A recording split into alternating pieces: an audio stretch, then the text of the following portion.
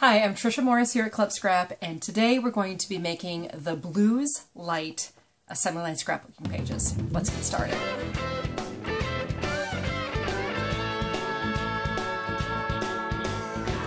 So I have everything that came in the Blues Lite kit here, along with my very important tool, the 12-inch guillotine trimmer, and also a printout of my instructions. Now keep in mind, you don't need to print them out for yourself. You can definitely use your tablet or your computer if you have it handy while you're working through these instructions to save a little bit of paper. So let's begin by first trimming apart the item we call the cut-aparts. Now, if you're new to assembly line scrapbooking, don't begin with these two sheets of cut-aparts, the gray and the white. Do the trimming that involves just the papers first, because if you're going to make an error, starting with this is probably the more challenging thing to begin with.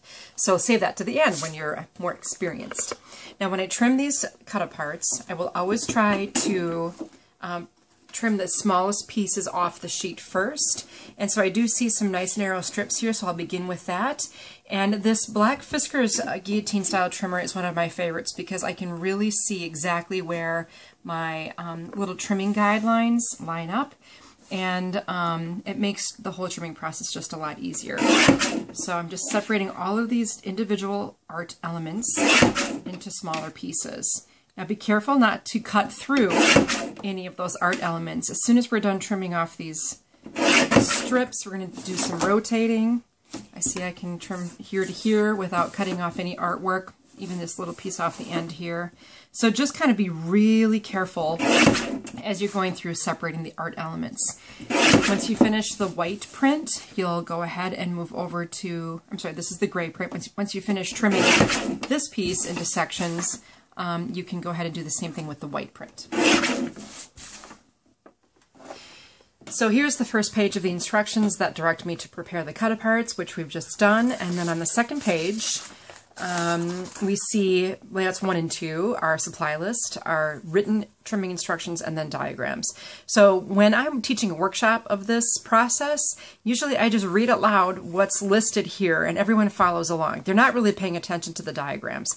They're just listening to what I'm saying and then making those cuts. And that's exactly how we'll do it today. So I'll call out the measurements, and we're going to begin with this nice, really heavy-duty powder blue plane. So we'll make some strips first, and always make sure your paper is level against that edge on the trimming base. And our first cut's at 10.5 and 9. So I'll slide it down. 7 3/4. And finally 5 inches. Now, since this paper is trimmed horizontally, that will be the next step in the instructions. So rotate this horizontally. It's a 5x12, and let's trim it 9, 6, and 3. 9, 6, and 3. All right, so now we have 4 pieces the same size, which I'll then set aside. And then the next piece is also trimmed. This is the let's see, the 2 3/4 inch piece, and it's the one that's laying on the top of the pile next to my trimmer here. Our cuts will be at 11, 8 1/4, 5 1/2, and 2 3/4. And that might be just way too fast for you, but I know that some of my experienced paper trimmers can definitely keep up with that. So if you need to, just press pause and take your time and reread the instructions as they're written in the document. The next piece we'll trim is the 12x12 gray plane. This has a nice linen-like texture, and we will begin at 10 3/4. So if you're new to measuring, if I say 10 3/4, usually I'll find the whole number, and then 1/4, 2/4, 3/4. Just moving it to the left. Then 9 1/2 and 6. Now I have a 6x12 in the trimmer. Rotate that horizontally and trim it at 8 4.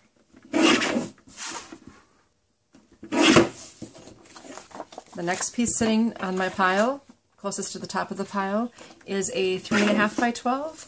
We're going to trim this at 9, 6, and 3. 9, 6, and 3. All right, so now I have 4 rectangles and then 2 strips. I'll take all of that and set it aside. Next, I'm going to pick up this luscious blue suede paper. I wish you could be here to feel it. This paper is made in France, and you received an 8.5 by 11 sheet in your Lite kit. We'll trim this. We're going to use every last piece of it vertically, so that's straight up and down like a portrait style.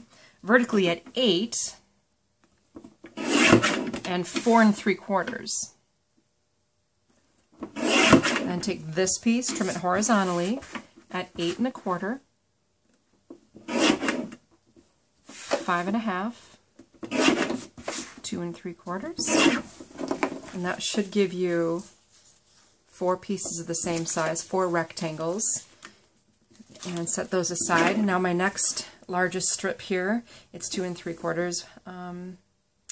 Let's see, no, it's not. It's 3 1/4 inches wide. We'll trim this also at 8 1/4, 5 1/2, 2 3/4, and then this little bitty guy here, we're going to use this because this is blue suede paper and we're not going to waste a single bit of it. We're going to trim this at 9 inches. Now sometimes on a really little piece like this, in order to see the measurement a little better, I'll line up the edge of the paper with the edge of the line closest to the inch marks. And as long as I push down on this little stabilizing bar right here, I can make a more accurate cut that way. There's also one more cut I forgot to mention a little earlier. Of those long narrow strips, we're going to trim one of them horizontally. This is a 2 3/4 by 4 3/4 right now. We'll trim it horizontally at 4 1/2 and 2 1/4. Always stabilize that paper with the bar, especially when you're making those smaller cuts. And I made 2 little rectangles. Okay, the beauty is we only have 2 more sheets to trim, and the instructions for that will be on page 3. All right, next up is the other 12 by 12 putter blue plain. So we'll trim that. This is a nice easy one. Trim it at 9 1/2 and 6. Rotate that 6 by 12 again and trim it horizontally at 8 and 4. I've just made 3 4 by 6 photo mats and 2 larger strips. We'll set that aside. And then we're going to set the trimmer aside completely, even though we're not quite done trimming yet. This time we're going to use the handy dandy Club Scrap grid ruler. This is 3 inches by 14 inches and has a grid every 1/8 inch. So it's really nice for not only measuring, but also aiding in the tearing of paper process that we're going to be doing. So all I'm going to do is take the ruler, and you can see how the artwork is divided into different sections. And I'm going to place the ruler so it's vertically right to the right of this block where the trumpets are printed. And I'll just push firmly on the ruler, and I'll just tear the paper into 2 sections. That was pretty easy, right? And then this section right here, where that line is roughly 3 inches from the edge of the paper. And this ruler is roughly 3 inches wide. So it's kind of nice. You can verify what you're doing. And then I make sure the grid of the paper is lined up, or the edge of the paper is lined up with one of the straight edges on the grid, both vertically and horizontally. That way I know I get a nice clean level tear. I love that little edge here. And then we're also going to tear off this section too. So just bring the ruler back. I'm at roughly 2 inches wide here on this strip. And just tear. It just kind of gives the paper a different look. And that is all the trimming required. The next step is to stack all of these elements in order from layout number 8 to layout number 1. So we make sure all of our pieces are in the right place before we start adhering the elements onto the pages. Okay, so what we're going to do is start with layout 8. So if you look at page 5 of the instructions, up here it says we're on layout 7 and 8, and we want to build this up from the last layout, number 8, up to layout number 1, so that all our pieces are allocated, and if we've made an error along the way, we know what it is and we deal with it before everything's been stuck down, okay? So on this page, one of the first things I did is I used a piece of this chevron washi tape. Now, I love washi tape because it's very forgiving, but just a little quick tip for you on assembly. If you want to make sure your tape is nice and level, on your paper, you can use the grid ruler to ensure that that's the case before you're putting it down. And if you just stick it down, tear it off, and wrap the ends around to the back, it's a nice quick way to add an embellishment. But as a general rule, we won't be doing any adhering at this point, just temporarily placing our elements, but I wanted to give you that tip. I also did use washi tape above this little border strip, and I can show you that on the finished layout. Next, I used one of these printed borders, and then I did a little trick with the suede paper. I put the long skinny strip of it on the left side of the page and the short skinny strip on the right side. And see that little gap right there? No one ever needs to know. I'm just going to cover it with this vertical powder blue and then the corresponding border. Ah, must be the wrong one. See, this is why we do it this way. It's got to be this piece of powder blue. Sometimes it's because there was a trimming error, other times it's just because we grabbed the wrong piece.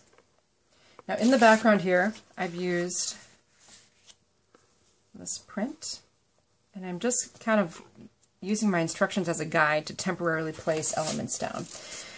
Now in every Lite kit you have a pack of pre-cut photo mats, so I've used the 2 denim photo mats from that pack, and then I'm nesting 2 4x6 gray pieces we trimmed over that. And then I'll tuck in a little wear. You can have it tucked in behind the print, or you can put it on top. It's up to you. And then finally one last little finishing touch here with that saxophone cut apart. Scoot this out a little bit. So all the fine tuning will happen after you've stacked everything. So we'll come back to layout number 8, the very, very end of the process. Next, I'll be working with layout 7. So on my instructions, it's on this side of the layout. And here, we're going to be using a series of cut-aparts. Now, I would just advise you to go ahead and buy another one of these for framing, because unfortunately I'm covering up some of the artwork. Oh, it pains me so. And look at how these pieces just fit right into that opening. I think that's so cool. And then we'll balance out that nested mat. We've got the other denim pre-cut photo mat and then the 4x6 gray that we trimmed. And we can place that, look, right into this spot. Now up above, I've got a powder blue piece and these 2 suede mats. Now I realized I had missed it when I was working with you on trimming this powder blue print, or powder blue paper from layout 1. I did not cut it in half, which I was supposed to do, so my apologies, but guess what? It's going to work just fine like this. And that's the framework now for layout number 8 and 7. Now take a look. Here's the finished page. I've got my border strips there. Oh, actually now I see I have my chevron tape on the blue, powder blue strip there. And here I've got my suede photo mats. And then from the kit also we found these really cool treble clef pins. And this is a really stiff wire that's on here. So I just tucked that piece right behind the cut apart here after tying a bow around it with the organza blue ribbon included right in the kit. So just some finishing touch tips before we go on to stacking layouts 5 and 6. The base for layout 6, and again on the instructions it's the layout on the right, is this white print. So from the front it's very colorful, but on the back it is white, so you know what you're working with here. And I'm just comparing the way the artwork is on this page with this swirl in the upper right corner. There is a guitar on here and it's going to be upside down, but in the end it's going to be covered anyway, so that's just how it lands. Now across the bottom here I've got these 3 gray pieces. When I go back and adhere this with adhesive, I use the 0 center on my grid ruler, and I find the center on my paper and rest that ruler right in that spot. Then the first piece I adhere is this gray one, and I check to make sure that it's centered. I'm getting a measurement of 1 3/4 on each side. And then I'll attach these with equal spacing on the left and the right. And that way I know I have my 3 pieces equally spaced, nice and even and lined up, and that's maybe a type A thing, and I apologize, but that's just how I do it. If it doesn't matter to you, don't worry about it. Nesting on top of those gray pieces are those gorgeous blue suede rectangles. And then defining this as a little space here, I've got the la la la di da gray border strip. Now, from our pre-cut photo mats, here's the midnight blue, this really, really deep, deep dark blue, flanking the upper portion of this layout, and then I can nest some powder blue 4x6s on top of that.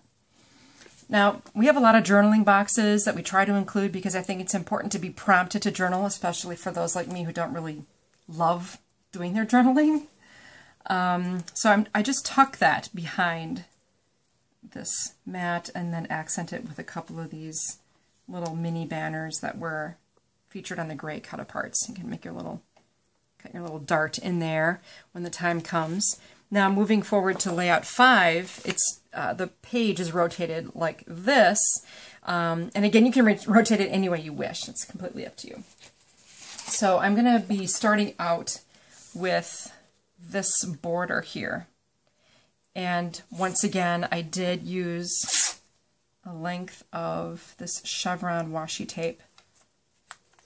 You know, washi tape is a great value. It just goes so far and just adds such a nice touch to things. See the difference? I love that. Okay, so that goes across the page, and then we have a vertical area here that we're going to add some elements to. So from the cut aparts, the white music can change the world, and then beneath that I've got another journaling box. Now the space in the middle is a perfect spot to tie some of this chevron ribbon. Look at the width, fits perfectly. And then we will complete that with a midnight photo mat in the upper area right here, finishing that out with a gray and blue suede rectangle. So as these layouts start to come together, you see how every cut that we've made at the beginning of our session together has a purpose. On this finished page, I did use some sapphire ink and a foam applicator to create more contrast between the gray paper and the blue base. And then here is that little ribbon finished. Now notice here, the spacing is equal all around. If these were streets and avenues, that spacing is all the same, and to me that creates a really nice visual. Let's move on to the next pair of pages. Now the base of layouts 3 and 4 are both the white plain papers, and this white it's just like a vellum finish, meaning very, very smooth. It's a wonderful paper for stamping on if you're into that, and just a great, nice 80-pound cover weight stock as a foundation for our pages. Once again, across the top of here on the finished one, there is some chevron washi tape because I can, and then some of that, one of those torn sections with the music notes on it. Make sure it's right side up if you're not a music reader. Just look for the letter A to be in the upper left corner. I know sometimes it can be a little confusing, but to a musician it'll pop right out. And then up in this upper left hand corner too, I've got this little piece with 2 elements on it. Now on mine I did tear away the edges to make it fit a little better, but that's a personal preference thing. Now be careful here. I've got a pre-cut powder blue photo mat. It's 4 1/4 by 6 1/4, and then I also have a 4 by 6 photo mat that we trimmed together. So just kind of pay attention to that, because if something isn't quite fitting right, that's going to be why. And then we have this element right here, the other torn piece. And once again, making sure your music note is right side up, and then tuck that little date piece right underneath there. And you've got a really nice set of action going on with this one. Now to the left of that page, we're going to put another white base and kind of divide the space a little bit with this larger vertical strip. And with this nice section right here, we can add another color and maybe some chevron washi tape there if you're in the mood. And some cut aparts here to accent this. I left some of the horns exposed here on this one, and then just place the place and data tabs over there. Horizontally then, to the right of my vertical bar, are 2 4 1/4 by 6 1/4 pre-cut photo mats, and then just take that journaling box and tuck it right behind there. Now when you're adhering all of these elements down, study the layout first and figure out, okay, which items are on the bottom. Make sure you know exactly where you want that element to be. So in this case, I would definitely start, with this piece after checking my spacing for everything, because it sits underneath this piece. You get the idea. All right, now we can go back on to the first 2 layouts, layout 1 and 2. On layout 2, we'll begin with the gray strip that we have. It's a border strip, and then we can nest another artful one on top of that. And down the right edge of the page will be 4 little squares. And then we have these journaling, gray journaling squares. We have A, we have B, and we have a C. And then 2 vertical pre-cut photo mats. And down at the bottom, one of those powder blue rectangles nested with a suede. Now for the other page, we will basically use up everything else. So 2 horizontal powder blue mats with 2 blue suede pieces. We'll match up the level of the border strip from the other page when we do adhere that together. I put a little bit of chevron washi tape right there, the horn, our little cut apart with a journaling box, and then one more final photo mat. And then we can check out all of the waste from these 8 pages. Here's what we did not use. Everything else was utilized in this set of 8 pages. You might be asking yourself, that's all fine and dandy, Tricia, but what about adding pictures to these pages? Now, going back to layout 4 and 3, I did actually finish these pages. And you may even say, well, I don't really do music. I mean, a lot of us have music in our everyday lives in some way or another, but I was able to finish this pair of pages with images from Shed's Aquarium in Chicago when I went there with my family last summer. And I think the page turned out beautifully. I do have to add my journaling because, as you know, it is my favorite thing to do. I just had to look up a few dates. But, you know, it's amazing how you can adapt to any theme that Club Scrap produces with pictures from your stash. On layouts 1 and 2, I was able to finish with images from my daughter's prom that just occurred a few weeks ago. So what I loved about this is the colors with the red in my photographs coordinating with the blue in the background. I just thought it looked, just popped. It really looked nice. And then again, here's layout number 1. Just a little finishing touch tip for you. I did wrap the stem of the treble clef with washi tape prior to adding it to the layout and tucking it underneath that, the chiffon blue bow. So again, even though this doesn't really have a whole lot to do with music, I think it still works beautifully with the pictures I had on hand right at the top of the pile. And one thing I love about this method is that it helps you stay caught up with your scrapbooking, which I know a lot of you, it may seem unheard of, but it can be done. I hope you enjoy the Blues Lite collection. Be sure to join our club. It's just $19.95 a month, and you complete 8 pages per month with all of the instructions and supplies you need right on hand.